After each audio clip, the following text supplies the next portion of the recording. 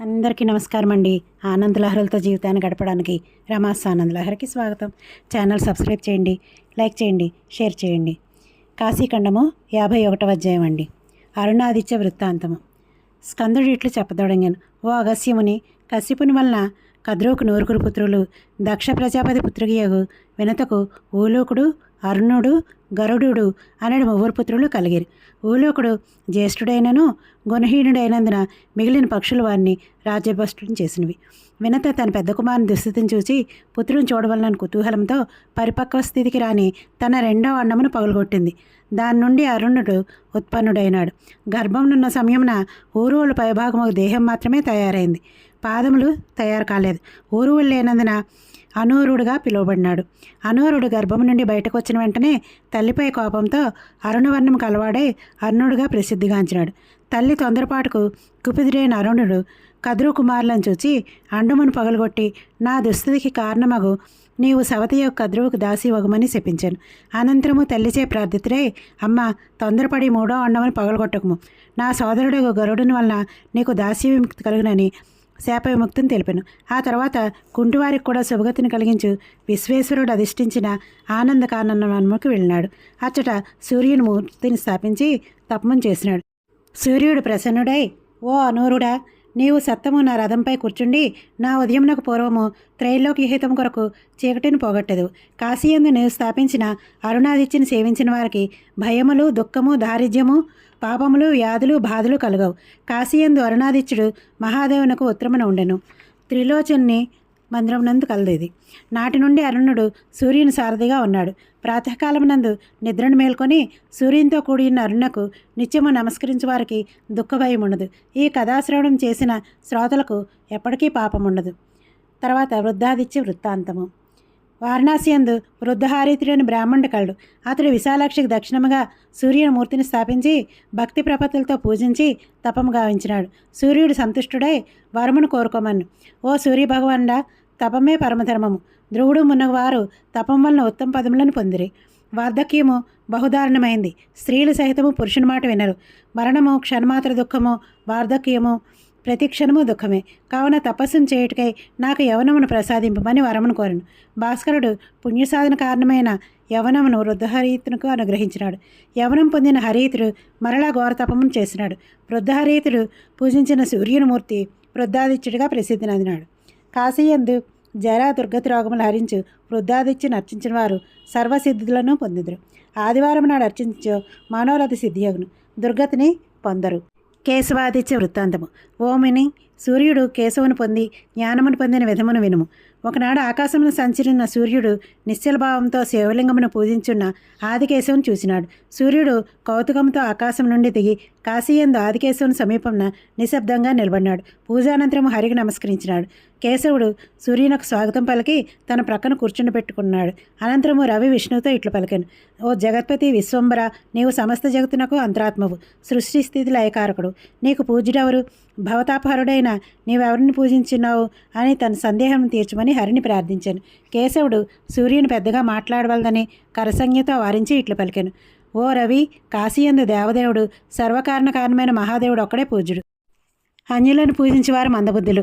జన్మ మృత్యు జరాహరుడైన మృత్యుంజయుడక్కడే పూజ్యుడు. శ్వేతకేతువు మృత్యుంజయుని పూజించి మృత్యుంజయుడన్నాడు. భృంగి కాలకాలని ఆరాధించి కాళ్ళను జయించినాడు. మృత్యుంజయార్చకుడైన శిలాదపుత్రుని మృత్యు విడిచిపెట్టినాడు. శంకరుడు ఏకైక బాణంతో అవలీలగా త్రిపురాసురు సంహారం చేసినాడు. భూతనాథిని పూజించినవాడు పరమపూజ్యుడగును. మహాదేవుని ఆరాధన పరమ పురుషార్థ సాధనము.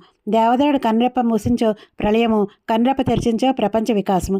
శివలింగార్చన చతుర్వేద పురుషార్థ సాధకము. శివలింగార్చన వలన జన్మ శతార్జిత పాపములు క్షేమమును, పుత్ర కళత్ర క్షేత్ర స్వర్గ మోక్షములు సంభవించును. నేను శివలింగార్చన వలన ముల్లోకములందుల ఐశ్వర్య సంపదను పొందుతుని. శివలింగ పూజనమే యోగము, తపము, జ్ఞానము. లింగార్చన ఒక పర్యాయం చేసిన సంసార దుఃఖము కలగదు.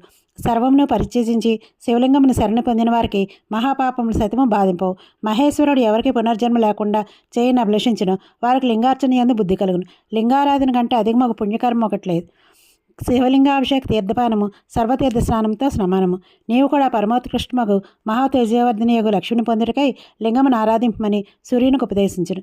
విష్ణు మాటలు విన్న సూర్యుడు నాటి నుండి స్ఫటిక శివలింగంను స్థాపించి నేటికినే పూజించున్నాడు. ఆదికేశవుని గురువుగా భావించి సూర్యభగవానుడు ఆదికేశవునకు ఉత్తర భాగమున నేటికినే నిలబడి ఉన్నాడు. ఈ సూర్యుని కేశవాదిత్యుడందరు. కేశవాదిత్యుని ఆరాధన వల్ల అజ్ఞానము తొలగి వాంఛితములు నెరవేరును. మోక్ష కారణమగు జ్ఞానమును పొందును. అచ్చట పాదోదక తీర్థం స్నానం చేసి కేశవాదిత్యుని చూచినచో జన్మపాతకముల నుండి విముక్తుడగును. మాఘశుద్ధ రథసప్తమి ఆదివారం నాడు ఆదికేశవుని సన్నిధి యందలి పాదోదక తీర్థంన ప్రాతకాలమునందు మౌనముగా స్నానము కావించి కేశవాదిత్యుని పూజించిన ఎడల సప్త జన్మల పాపములు నశించు. విమలాదిత్య వృత్తాంతము. ఓ ముని, వారణాసియందు హరికేశవన్ మున్నందున విమలాదిత్యుని వృత్తాంతం వినుము. పూర్వం పర్వత ప్రాంతమున విమలుడనడు క్షత్రియుడు కలడు. అతడు విమలుడైనను పూర్వజన్మ కర్మఫలం వలన కుష్ఠరోగైను. ఆ బుద్ధిమంతుడి భార్యను గృహమును ధనాదులను త్యజించి కాశీకి వచ్చి సూర్యుని ఆరాధించినాడు.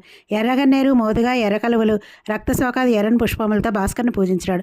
వివిధములకు పుష్పాలతోనూ కుంకుమ, అగరు, కర్పూరము కలిసిన రక్తచందనంతోనూ ధూప, దీప, ఘృత పాయసాదులతోనూ అర్ఘ్యములతోనూ సూర్యస్తోత్రములతోనూ యథావిధంగా సూర్యుడిని అర్చించినాడు. భాస్కరుడు ప్రసన్నుడై విమలుని కుష్ఠరోగము నుండి విముక్తం చేసి మరొక వరమును కోరుకోమని. ఓ భాస్కర, నీ భక్తులకును వారు వంశీకులను కుష్ఠరోగము లేకుండా కాక ఇతర రోగములు, దారిద్ర్యము, బాధలు కలుక్కుండుగాక అని వరములు ఇమ్మని విమలుడు కోరను. సూర్యుడు ఆ వరములను అనుగ్రహించి ఇట్లు పలకను. ఓ విమలుడా, నీవు పూజించిన సూర్యునిమూర్తి విమలాదిత్యుడిగా పిలువబడును. ఈ మూర్తి అందు నేను ఎల్లప్పుడూ ఉందును. విమలాదిత్యుడు భక్తులకు సర్వ వ్యాధులను సర్వ పాపములను క్షేమనొచ్చి వరదుడగును అని వరములను నొసంగి రవి అంతర్హితుడాయను. విమలుడు నిర్మలదేహుడై తన గృహమునకేగును. విమలాదిత్య దర్శనమాత్రమున కుష్ఠరోగము క్షేమగును. ఈ కథను వినిన వారు మానసిక పాపముల నుండి విముక్తులై నిర్మలులగుదురు. గంగాదిత్య వృత్తాంతము. విశ్వనాథునకు దక్షిణ భాగమునందు గంగాదిత్యుడుండెను. గంగాదిత్య దర్శన మాత్రమున నరుడు విశుద్ధుడగును. పూర్వం గంగానది భగీరథుని వెంట కాశీకి వచ్చినది. అప్పుడు సూర్యుడు గంగను స్తుతించడానికి వచ్చినాడు. నాటి నుండి నేటి వరకు ఎదురుగా నుండి గంగను స్తుతించున్నాడు. గంగా భక్తులకు వరములను ఇచ్చున్నాడు. వారణాసియందు గంగాదిత్యను పూజించిన వారు దుర్గతిని పొందరు, రోగులు కారు. యమాదిత్య వృత్తాంతము. ఓ మునివర్య, యమాదిత్యుని వృత్తాంతమును వినినవారు యమలోకమును చూడరు. యమతీర్థమున యమేశ్వరునకు పడమటి భాగమున, ఆత్మా వీరేశ్వరునకు తూర్పున యమాదిత్యుడు కలడు. యమాదిత్యుని దర్శించిన వారు యమును చూడరు. మంగళవారము చతుర్దశి నాడు యమతీర్థమునందు స్నానం చేసి యమేశ్వరుని దర్శించిన యెడల అతడు సర్వపాపముల నుండి శీఘ్రముగా విముక్తుడగు. ఒకప్పుడు యమధర్మరాజు యమతీర్థమునందు యమేశ్వరుడని శివలింగమును, యమాదిత్యుడని సూర్యమూర్తిని ప్రతిష్ఠించి గొప్ప తపమును చేసినాడు. యమాదిత్యుడు యముని యాతనలను హరించును. యమతీర్థమును స్నానం చేసి యమేశ్వరునకు యమాదిత్యునకు నమస్కరించిన ఎళ్ళ యమలోకమును దర్శింపరు. చతుర్దశి, భరణి, మంగళవారం కూడిన రోజు ఉత్తమ యోగం. ఆనాడు యమతీర్థమునందు తర్పణము, పిండదానముల వలన పితృణము నుండి విముక్తులగుదు. ఇది గయాశ్రద్ధము కంటే అధిక ఫలప్రదం. యమతీర్థమున తమ వంశీయులు ఎవరైనాను స్నాన, తిల తర్పణ, పిండ ప్రధానాదులు చేయుదురేమో అని పితృలు నిరీక్షించుందరు. ద్వాదశాదిత్యుల ప్రాదుర్భావ కథలను శ్రవణం చేసిన వారు పాపరహితులై నరకమును పొందరు. ఇంకనూ సూర్యభక్తులు ప్రతిష్ఠించిన గుహ్యకాదిత్యాది మూర్తులు కాశీయందు కలవు. ధన్యవాదములండి.